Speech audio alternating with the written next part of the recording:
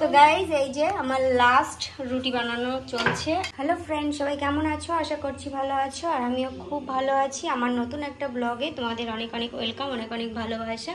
তো এখন রাত্রিবেলা চলে আসলাম রান্না করার জন্য, আর আজকে রান্না করছি আমি, দেখো এই যে আলু সিদ্ধ ভাত করব কুকারে, আর ছেলের জন্য এই 2 টুকরো কুমড়ো দেব। মানে ভেবেছিলাম যে রাত্রে অ্যাকচুয়ালি রুটি হয় আমাদের বাড়িতে, তো সেই রুটি সবাই মানে রুটি খাই, আমি, আমার বড়বাবু, শাশুড়িমা সবাই রুটি খাই, শুধুমাত্র আমার ছেলে খায় ভাত। তো আজকে আমার মনে হলো যে কুকারে একবারে কটা চাল দিই, যাতে আমার আর আমার ছেলের হয়ে যায়, আর আমার শাশুড়িমা আর আমার বড়বাবুর জন্য রুটি করব। তো সে কারণে প্রথমেই আমি বাবু আর আমার ভাতটা কুকারে বসিয়ে দেব। আর তারপরে এই যে ইয়েগুলো দেখতে পাচ্ছ, সবজি আলু দিয়ে আর হচ্ছে বরবটি দিয়ে আজকে রাত্রে ভাজা করব, আর করব রুটি, মানে 6টা রুটি করব। 4টে খাবে আমার বড়বাবু আর 2টো খাবে আমার শাশুড়ি মা। তো আজকে রাত্রে আমার এইটুকুই রান্না আছে, কিন্তু এখন বাজে রাত 9টা 10। তো এখন রান্না করতে আসলাম, রান্না অনেকটাই সময় লাগবে। তো দাঁড়াও, কুকারটাকে লাগিয়ে নিই, যেহেতু একাতে ভিডিও করছি আর একাতেই কাজ করছি, তো একটু প্রবলেম হচ্ছে ওই কারণে। তো দাঁড়াও, আমি আগে কুকারটা লাগিয়ে নিই। দেখো কুকারটা আমার লাগানো হয়ে গেছে, আর এবার আমি গ্যাসটা জ্বালিয়ে দেব। তো গ্যাসটা জ্বালিয়ে দিলাম। এই সাইডে ভাতটা হবে, আর এই সাইডে বরবটি দিয়ে আলু দিয়ে ভাজা করব। বরবটির মধ্যে যে আলুগুলো রয়েছে সেগুলো কিন্তু একটাও আমার শাশুড়ি মা করে না। আর শাশুড়ি মা শুধুমাত্র বরবটি করে, কেন কি ওনার সুগার আছে, যে কারণে উনি আলু খান না, শুধু বরবটিটাই ভাজা খাবে। তো বরবটিগুলো আমি সবার আগে ধুয়ে নিই। আমার খুব ভালো লাগে ভাত দিয়ে বরবটি ভাজা খেতে। রুটি কিন্তু আমি অতটাও ভালোবাসি না, কিন্তু এখন বড়বাবুর জন্য মানে অভ্যাস হয়ে গেছে, এখন আর কোনো সমস্যা হয় না। ওরও আগে খুব সমস্যা হতো, রুটি তো খেতেই চাইতো না। তো রিসেন্ট কিছুদিন ধরে দেখছি যে ও রুটিটা বেশ ভালোই খাচ্ছে, মানে এখন নাকি ওর রুটিটাই বেশি ভালো লাগে।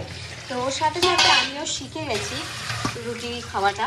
তো আজকে রাত্রে মনে হলো কুকারে একটু আলু সিদ্ধ ভাত করে। অ্যাকচুয়ালি কুকারের আলু সিদ্ধ ভাত আমার ভীষণ ভালো লাগে, ভীষণই ভালো লাগে, বিশেষ করে আলু সিদ্ধ আর ওই শুকনো লঙ্কা ভাজা।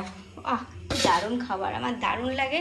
আর আমার বড়বাবু বলে ওটা নাকি কি বলে, রাবারের ভাত হয়, তো ওই জন্য ও অতটাও ভালোবাসে না। আমার অনেক কিছু প্রিয় প্রিয় খাবার আছে যেগুলো আমার বড়বাবুর খুবই অপছন্দ, যে কারণে আমি খেতে পারি না। তার মধ্যে এক আছে খিচুড়ি। আমার খিচুড়ি মানে শুকনো হোক, নরম হোক, পাতলা হোক, মানে যেরকম হোক খিচুড়ি হলেই হলো, আমার ভীষণ ভালো লাগে। কিন্তু তোমাদের দাদাভাই ওই যে খিচুড়ি পছন্দ করে না। তারপরে আমার একটু ফ্যান ভাত ভালো লাগে, মানে ফেনা ভাত যেটা, ওইটা ভালো লাগে, ওইটা উনি খান না, ওনার নাকি কষ্ট হয় খেতে। তো এরকম বিশেষ বিশেষ কিছু খাবার আছে যে খাবারগুলো আমি ওর জন্য অন্তত খেতে পারি না। তো কি আর করা যাবে, ও যখন খেতে পারে না সেগুলো আমাকেও ত্যাগ করতে হয়েছে। মানে ত্যাগ করতে হয়েছে বলতে একেবারে যে ত্যাগ করেছি সেটা নয়, মানে খাই না, ও যখন খেতে পারে না ওই জন্য আর খাই না। তাও একটু রাত্রিবেলায় ফেনা ভাত খিচুড়ি তাও খাওয়া হতো, কিন্তু এই যে বললাম রুটি খাচ্ছে বেশ কিছুদিন ধরে, এই রুটি খাওয়ার জন্য এখন ধরো আর ওই ফেনা ভাত খিচুড়ি এগুলো কিছু খাওয়াই হয় না। আর শাশুড়ি মা হচ্ছে গিয়ে দুইবার রুটি খায় আর একবার ভাত খায়। আর হচ্ছে আমি সকালবেলায় তাড়াহুড়ো করে স্কুলে চলে যাই, যে কারণে আমার আর সম্ভব হয় না যে ডবল ডবল করে রান্না করি। তো এই কারণে ধরো মোটামুটি অনেক দিন হয়ে গেল খিচুড়ি টিচুড়ি আর হয় না কিছু। তো লাস্ট কবে খেয়েছি আমার মনেও নেই, কিন্তু আমার মায়ের বাড়িতে গেলে আমার খিচুড়িটা খাওয়া হয়। আমার মা খুব ভালো খায় খিচুড়ি, ওই কারণে আমিও এখন একটু খাওয়া শিখে গেছি। তো চলো এখন আমি চিমনিটা চালাবো। তো এখন আমার ভয়েসটা একদমই মানে আস্তে শোনা যাবে, মানে ভালো বোঝাও যাবে না। কিন্তু চিমনি না চালালে আমি এগুলো ভাজা করতে পারবো না, কেন কি লঙ্কার তেলের ওপর দিলেই নাক জ্বলবে। তো এই কারণে এখন আমি চিমনিটা জ্বালিয়ে আমি রান্নাটা করি, তারপর তোমাদের সাথে আবার কথা হবে।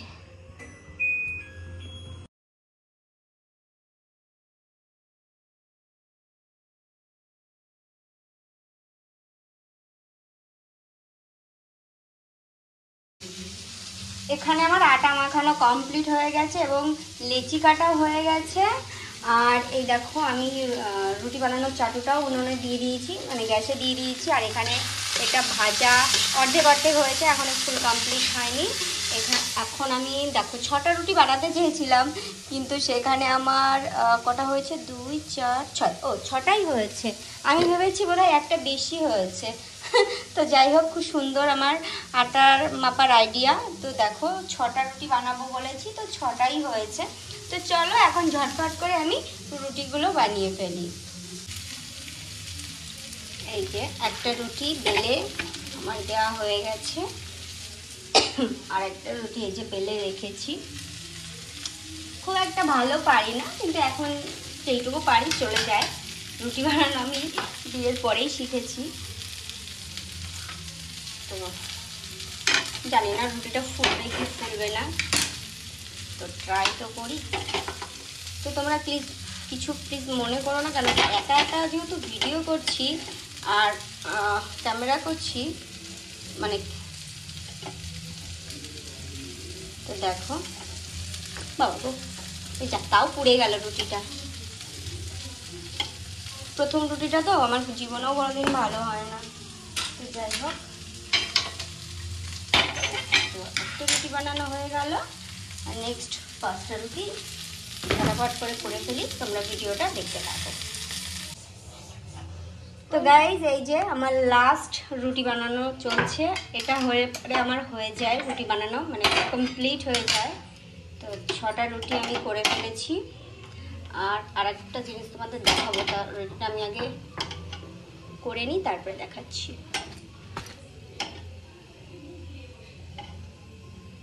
এই যে যা কমপ্লিট হয়ে গেল, গ্যাসটা বন্ধ করে দিলাম। আর এই যে রুটি হটফটে রেখে দিয়েছি, কেন তোমাদের দাদাভাইয়ের আসতে একটু লেট হবে, ওই জন্য আমি রুটিটা বানিয়ে হটফটে রাখলাম। আর এই দেখো আমার ছেলে এখন এসছে রুটি বানাতে, তো আর একটু আগে আসলে আমাকে অন্তত এত কাজ করতে হতো না, এত কষ্ট করতে হতো না।